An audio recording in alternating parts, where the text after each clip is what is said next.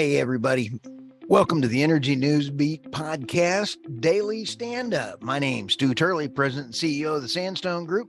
And today is the May 12th, Friday morning. You've made it through another great week. We are so glad that you were here with us this week. We are going to have a summary of all the best stories that Michael and I talked about this week. But I also want to give you a tee up that legislation through regulation is real. The EPA released a new rule on fossil fuel burning plants, essentially proposing zero emissions by 2038. This is going to be costly to everyone in the U.S. for increasing their energy bills. So with that, you're going to stay tuned because we've got some great interviews coming around the corner with other CEOs about this very important topic. Thanks and have a fantastic weekend. One coming around the corner. Dark side of solar. More reports tie panel production to toxic pollution. Energy hypocrisy is real and is on the top of the list of hostile opposing forces to humanity worldwide. There's a great quote in there. That's part of the quote from this guy. Let's see here. It is energy hypocrisy is real, and it's on top of the list of the hostile opposing forces to humanity worldwide. Stu Turley. I wonder who that guy is. All right. This article is actually from Michael Shellenberger. I love me some Michael Shellenberger. Love Michael Shellenberger. Great guy. I listen to his podcast all the time. Didn't he run for governor of California, kind of? He did. And he even said he'd come on our podcast. And then he got into the run for governor and he's like ghosted me. I had his book. It was a good book and I was going to give him. He wrote San Francisco, which is a real interesting book. And then what's the other one? It's one I have it. I have it on my Audible. Yeah, I have it. And but whatever. Okay, let's go ahead. Okay. Solar panels. I love me some solar. I love me some wind, but let's do the lowest cost kilowatt per hour. Let's go into this here right now.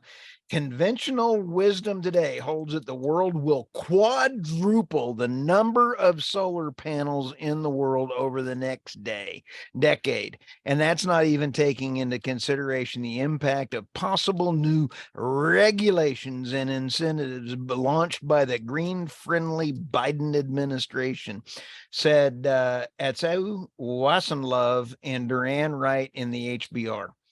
Okay, the volume of solar panels will destroy the economics of solar, even with the subsidies, they say, by 2035. Here's how. The pollutants that are in solar panels, there is no plan to recycle. So if you are truly lover of the planet, which I am, I love me some planet. I happen to live on it. You've got to recycle the solar panels, Michael. And if you can't recycle them, these things go into waste and cause more damage than any oil ever thought of doing. Well, because we just ship our trash overseas and it's out of sight, out of mind. Oh, This is going into landfills around the U.S. This is in your backyard. Oh, 1,000%. But most of our trash gets shipped overseas. That's true. Like Africa is the dumping ground of the world. China dumps all of its trash into Africa. We send a lot of our electronics to China, which end up. So what I'm saying is, yes, this stuff's being recycled, not recycled. It's just being sent elsewhere, which is horrible. I thought this paragraph was interesting in this article. A new major study on the economics of solar that was published in the Harvard Business Review. The Harvard Business Review, okay, finds that waste produced by solar panels will make electricity from solar panels 4 times more expensive than the world's leading energy analysts thought. Quote, here's a quote from that. The Economics of Solar. This is by Atle Atus and Luc van Wassenhoven. If you don't think those guys are smart, I can't help you. They're the Institute European Administration for one of the leading European business schools. I don't even know what that means. And some dude from University of Calgary said the economics of solar will quickly darken as the industry sinks under the weight of its own trash. And wind is just as bad. True. But I think that's, I mean, in this specific case, I found that one of the most compelling paragraphs in this article, if only because, it goes on to say the volume of solar panel waste will destroy the economics of solar, even with the subsidies. They say by 2035, discarded panels will outweigh new units sold by 2.56 times. In turn, this would catapult the leverage cost of energy, the LOC, which everybody talks about, to 4 times the current projection. Yeah, another key thing in here in this article, Michael, the HBR authors, who are business school professors, looked at the economics from the point of view of the consumer or customer and past trends, and calculated that customers would replace the panels far sooner than every 30 years. My calculations are coming in on wind farms. I haven't even done solar yet, around that 8-year mark. And I've been validated, as we say here in Texas. Validated. The stew number.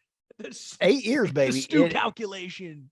Hey, and they only come net zero on wind farms around 10 years on carbon net zero. Kill the whales. Okay, Michael, you and I have been having some discussions. You just don't care about the whales. Me, I love me some whales. I'm a humanitarian. I care about people. You, heartless to the core.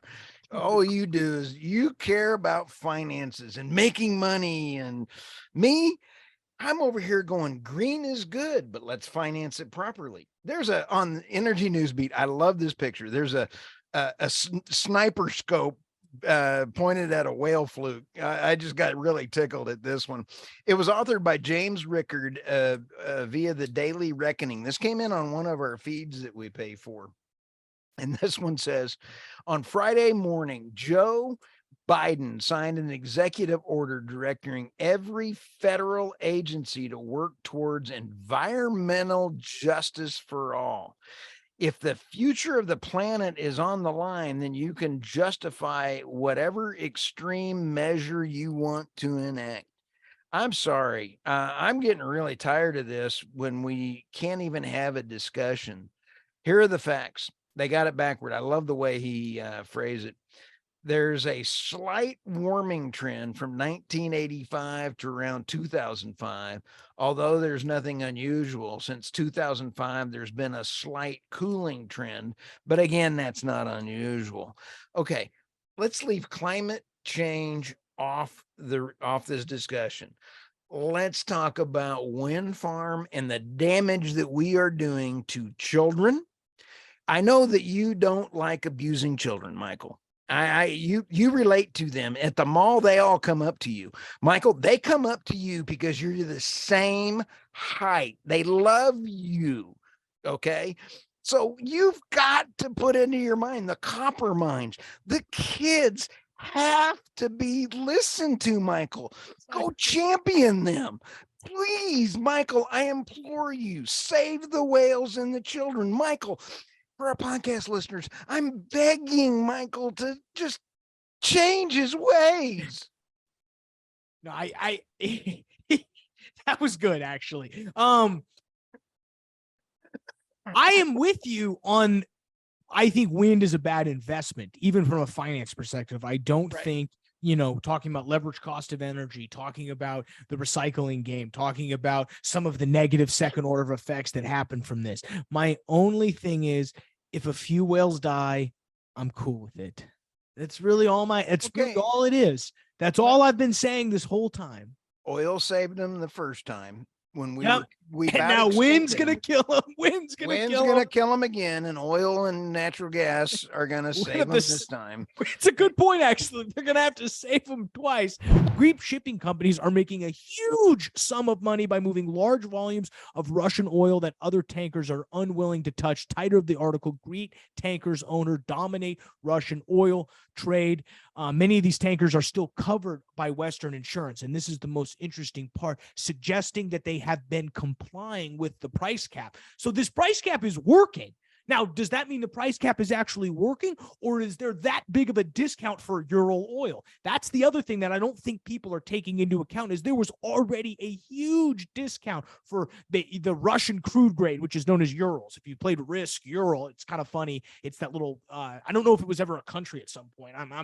I could be looking like a big idiot right now for not knowing where the term Ural came from. Let me know if it's something that I should know, but whatever. I just remember it from Risk, is this country that was always hard to invade. And you were always like, oh, I got Ural, shoot. Okay, whatever. But my point being here is that these Greek tankers are complying with the oil price cap. What does that mean? Does that mean that they're abiding by the price cap? No, it's just that's Russian oil on the open market is trading below. So a lot of this Russian price cap, what we've talked about in that first article, is just posturing. And so it comes back to people just don't want Russia to be able to export oil. And it comes back to a much more geopolitical conversation of we should be who controls what other people should do. And I don't know if there's a clean answer to that, but Greek shipping companies have their hands full in all of this. TSM Tankers, Eastern Mediterranean, Dynamico Tankers, and Mivera Maritime are all included in the list for proposed sanctions. Because get this, guess what's happening? Basically, Ukraine has added all of these firms to a list of international sponsors of war. It's a little, I don't know what to think of that, to be honest with you. It's, I mean, I'm sure Stu is definitely on the international sponsors of war list for the way he talks glowingly about Putin. So I have no doubt that this list is probably a little bit political. But it is funny to think that now all of a sudden, abiding by the price cap, which was set in place by G7 nations and agreed upon by Ukraine, now, if you abide by it and you follow the rules, you will get on the international sponsors of war. That seems a little bit like, okay, what more do you want? Do you want to go for an outright ban? Then go for an outright ban. Just tell me that's what you want to do. But they won't. They won't necessarily make that total step. Why? I can't tell you that, but that's what they want to do. Let's find a way to get tax subsidies for clean energy right. Fiscal support will stimulate private investments in clean energy and foster innovation, but there are risks, says the first paragraph. Governments must get it right to avoid a wasted opportunity, says Augustin Redona, Patrick Lane, and Furham Alu of the Council of Economic Policies. After years of procrastination, governments worldwide are finally providing substantial fiscal support to clean energy. They've been doing it all along, dude. I mean, they have flat doing it. I do like this. The Oxford Global Recovery Observatory and International Energy Agency estimate global fiscal commitments on green measures between 1 trillion and 1.2 trillion since 2020. Kind of goes with what I just said. The OECD Green Recovery Database estimates roughly similar amount of 1.1 trillion euros in government spending allocated to environmentally positive measures. Here's where the problem is on the Inflation Reduction Act. That's the next paragraph down. All of the inflation reduction items, including the tax credits and tax deductions for EVs, had a lot of strings on them, Michael. It was almost like a can of worms. And in fact, they wanted them built in the US. They wanted the minerals done in the US. None of the minerals are done in the US. So when they actually came through with all of these things put in there, the unions were upset because it meant that not many union jobs would be getting money from the Inflation Reduction Act. Last week, the unions walked away from Biden. So you sit back and kind of go, he's lost a lot of his base based off of the tax credits being a farce. Yeah. What do you thought? Well, I agree with most of what you said. I think what's interesting in this, what this article does is bring up what I've been preaching is the unintended consequences of quote unquote subsidizing clean energy the right way. They bring it up. Another concern is that law may not be as environmentally friendly as presented to lawmakers. There are always unintended consequences to harm natural ecosystems, particularly in developing economies, due to the supply chain components of clean tech. They go on to cite an example of the as you mentioned, the EV, which is already showing huge, as we've talked about the deforestation and the biodiversity. You love to talk about how the whales are dying because we're rolling out offshore wind. It clearly, the unintended consequences of this stuff needs to be taken into account. So if we're going to do anything subsidy wise, understanding those second order effects are critical. Right. And the right under the unknown fiscal cost, I love this, Michael, in this. It says the tax and climate law is already subject to debate, which will prompt useful lessons for other countries. They're printing money just as fast as we can right now. First, providing tax credits without funding cap could turn out to have a very costly impact on government coffers. The Congressional Budget Office has estimated that the energy and climate provisions would cost over $369 billion over 10 years. But they also admit they don't know how much it's going to cost. Let's ask for an open checkbook. Can't do it.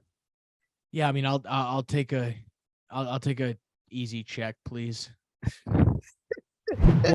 Okay, let's go to the next story. The wind and solar power myth has finally been exposed. It is really kind of interesting to see what's coming around. People are really wanting to not have to pay so much in food, energy, or gas. And this article I thought was really good. These plans have a single fatal flaw. They are reliant on the pipe dream that there is some affordable way to store surplus electricity at scale. That's the biggest problem. And some of this is really pretty good quotes in here. Let's see. And it is the scale of the issue. We need to consider the scale. Relatively simple calculations show that California would need over 200 megawatts of storage per installed megawatt of wind and solar. Germany could probably manage with 150 megawatts per megawatt.